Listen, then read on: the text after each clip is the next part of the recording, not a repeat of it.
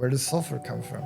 Volcanic outgassing gives you sulfur dioxide, which turns out to be really important for a lot of the chemistry, but also hydrogen sulfide. So if you've ever been to any place near a modern volcano or even Yellowstone, you can smell hydrogen sulfide. By studying natural environments, we can focus in on what gives you the right starting materials, what gives you the right physical processes so things can get concentrated, and what gives you fluctuations in the environment that might be required. Wet-dry cycles, light-dark cycles, temperature cycles, all kinds of things like that.